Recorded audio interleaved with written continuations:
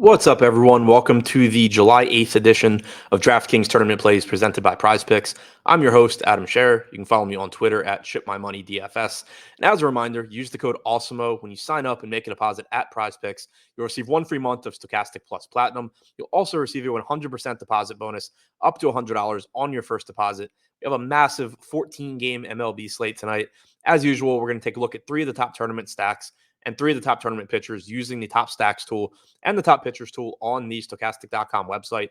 Starting with the top three stacks, number 3, the Toronto Blue Jays are taking on George Kirby tonight in Seattle. This is a difficult matchup. Kirby's one of the best pitching prospects in baseball. He's had success in the majors so far this season with a 23.2% strikeout percentage and a 3.5 xFIP, but Toronto is only projected for 2% ownership. They're a very good offense, 111 WRC plus and a 170 ISO on their active roster. They're only projected for 2% ownership with a 5% chance of being the top scoring stack.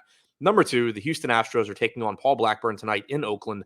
This is not a favorable park to hit in. The weather is supposed to be around 70 degrees, so not great hitting weather. Blackburn typically does a good job of keeping the ball on the ground and does have a respectable 3.66 xFIP this season, but he's only struck out 18.8% of hitters, and Houston has one of the best offenses in baseball. Their active roster leads baseball with a 124 WRC+.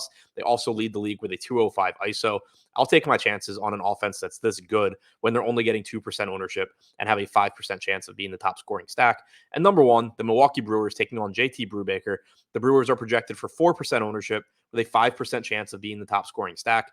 Brubacher has struck out 22% of hitters this season, a little bit of an elevated 4.22 xFIP.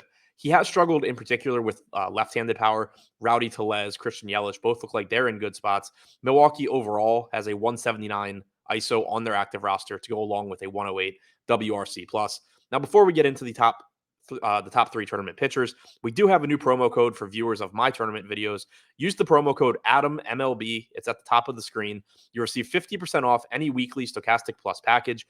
This offer is available for new users only, but if you haven't already signed up for Stokastic Plus, be sure to use this promo code. Get yourself 50% off any weekly package. Gets you access to all the behind-the-scenes stuff, all the behind-the-paywall stuff, I should say, projections, ownership projections, the top pitchers and top stacks tool that I'm referencing in this video.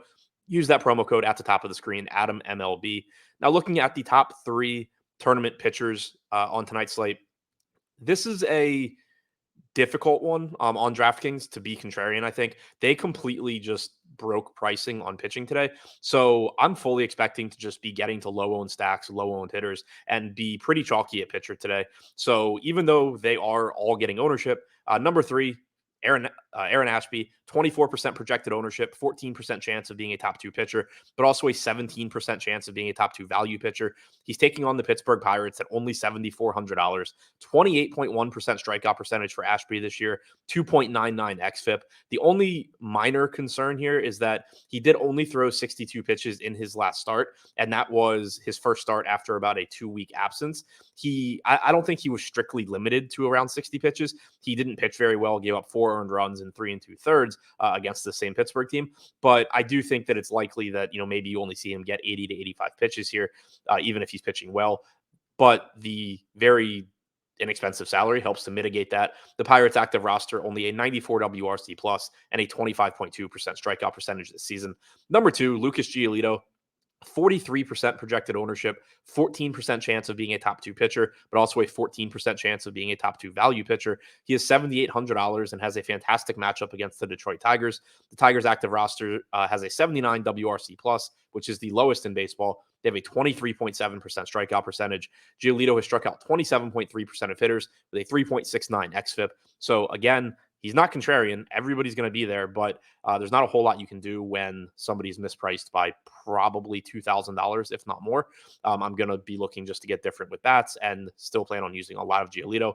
And then number 1, Blake Snell, 36% projected ownership, 15% chance of being a top 2 pitcher, and a 15% chance of being a top 2 value pitcher. He's only $7,900. He's taking on the San Francisco Giants. They are better offensively than Pittsburgh or Detroit. They have a 107 WRC plus on their active roster, but also a 23.4% strikeout percentage. Snell has struck out 27.9% of hitters this year. He does have a bit of an elevated xFIP at 4.03. He walks too many guys, but this is still clearly just a completely horrible price. on Snell. So to reiterate it, I understand that none of these three pitchers were contrarian. It's not exactly what you think of in terms of top tournament plays normally, but these are guys that I fully expect to be building around in my tournament lineups. It makes more sense to me to just be different on stacks, get to a lot of low-owned hitters than it does to pay extra salary for pitchers that don't project as well as the three that I just mentioned. So to recap, the top three tournament stacks: number three, the Toronto Blue Jays; number two, the Houston Astros; number one, the Milwaukee Brewers. And the top three tournament pitchers: number three, Aaron Ashby; number two, Lucas Giolito; and number one, Blake Snell.